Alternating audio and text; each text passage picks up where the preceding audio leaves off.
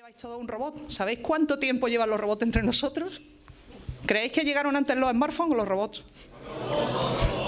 En la forja de Hefestos, cuando están forjando la armadura de Aquiles para ir a la guerra de Troya, Hefestos tiene como ayudantes a robots. O sea, los que le echan una mano a hacer la armadura, bueno, los que le echan una mano no, los que lo hacen todo, él manda y los robots se organizan. Claro, él, en aquella época, imaginad los robots así, de este estilo, ¿vale?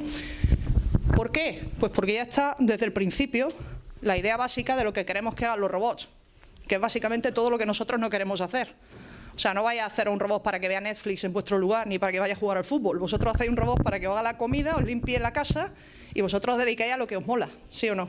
Entonces, esta es una idea que desde que aparecen los robots por primera vez en la literatura está presente. O sea, nosotros queremos los robots para que nos hagan el trabajo.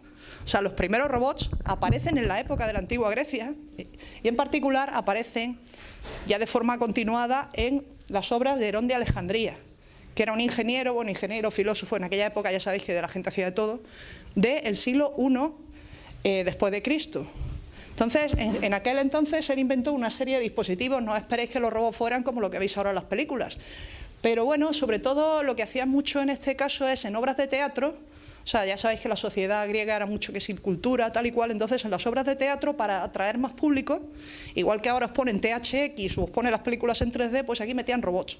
O sea, metían figuras que se movían y que hacían cosas. ¿Cómo se movían en aquella época? Que evidentemente no había motores y demás. Bueno, había motores de agua. O sea, motores de agua como ese que tenéis ahí. Lo que utilizaban era agua, la calentaban, vapor.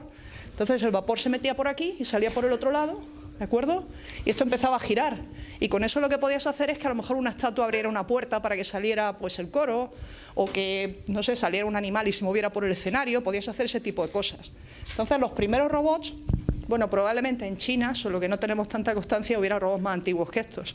Pero los primeros robots que aparecen aquí en nuestra zona son este tipo de robots. Y de hecho, incluso aparecen antiguos mecanismos de computación. ¿Conocéis todos el mecanismo antiquetera?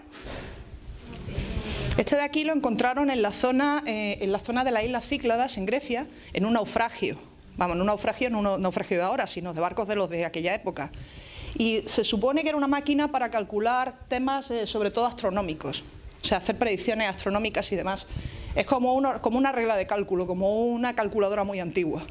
Entonces, con todas estas cosas, pues aparecen los primeros robots. Hay una, si queréis buscarlo luego por internet, hay una paloma que se llama la paloma de Árquitas, que es un ejemplo de animal que movía las alas y demás y que es muy interesante, en madera hecho. Porque no sé si sabéis lo que pasa entre prácticamente el Imperio Romano y el Renacimiento, que a nivel cultural es nada, ¿de acuerdo?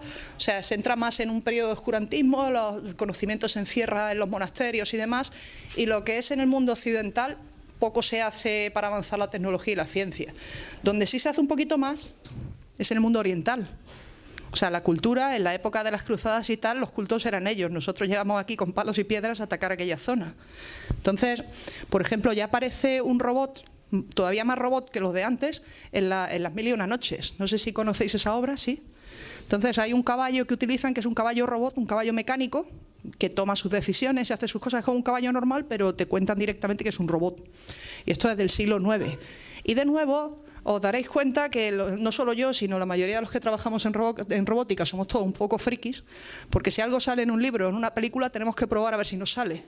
Entonces, de hecho, prácticamente, o sea, no en la misma época, es de otro siglo IX, estos son 3 siglos después, que es mucho tiempo, pero bueno, teniendo en cuenta a la velocidad que iba la tecnología entonces, no es mucho, aparecen estos robots que veréis que son mucho más bonitos que los que teníamos antes, más sofisticados, que son los de Al-Yazhari.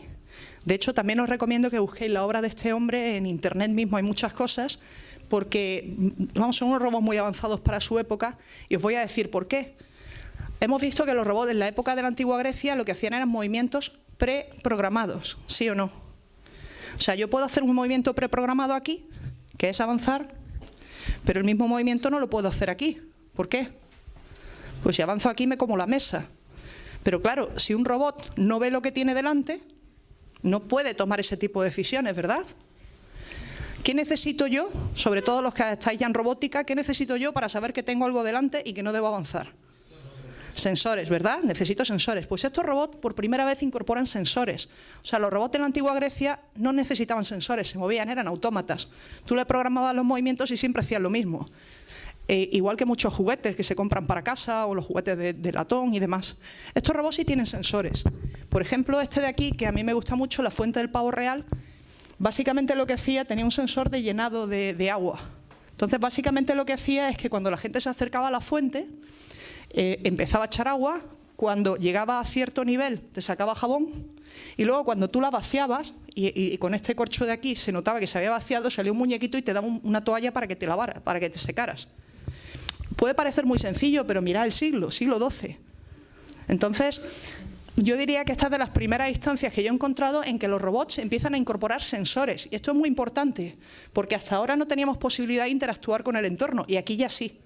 Y yo creo que el siguiente avance interesante viene ya con el Renacimiento, que es cuando vuelve a empezar la cultura a arrancar. Y no se puede hablar de Renacimiento, por lo menos en nuestra área, sin hablar de Leonardo da Vinci, que prácticamente lo hizo todo, ¿verdad? Entonces, Leonardo, entre otras cosas, aparte de ingeniero, sabéis que estaba interesado en la medicina, más de lo que le gustaba a la iglesia de la época, de hecho.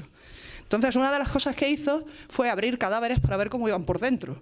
Esto puede parecer muy morboso, pero lo que nos dio es la posibilidad de ver cómo funcionan los músculos y los tendones por dentro.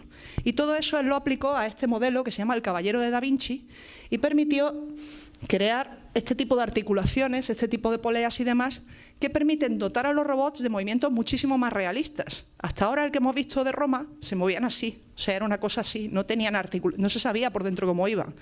Los que hemos visto de árabes también eran autómatas, en el sentido de que estaban muy estáticos. A partir de aquí tenemos cosas con articulaciones, o sea, en lugar de mover el brazo así, yo ya puedo hacer esto. Y eso es muy importante porque eso nos permite enseguida pasar a robots más complicados. Y os quiero enseñar, porque aquí siempre estamos en que todo se hace fuera, pero este robot es un robot español. Bueno, español de aquella manera porque el que lo diseñó era italiano, pero estaba en la corte española. Este es del siglo XVI y se llama El Monje. Aquí parece más grande, pero un robot chiquitito. Este robot, la historia que tiene detrás es que el rey, Felipe II, en un momento dado, su hijo tuvo un accidente. Entonces estuvo al borde de la vida y la muerte.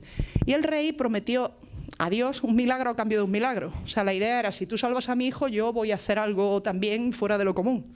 Y curiosamente, pues, un movimiento muy avanzado para la época, como el infante se salvó, el rey mandó construir este robot. El ingeniero que lo hizo era italiano, os digo, se llama El Monje, por si queréis buscar más información luego.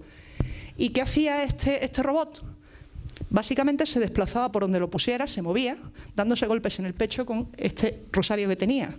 Que a efectos prácticos es un milagro porque significa que tienes un homúnculo, una personita, que puede rezar sin cansarse hasta el fin de los tiempos.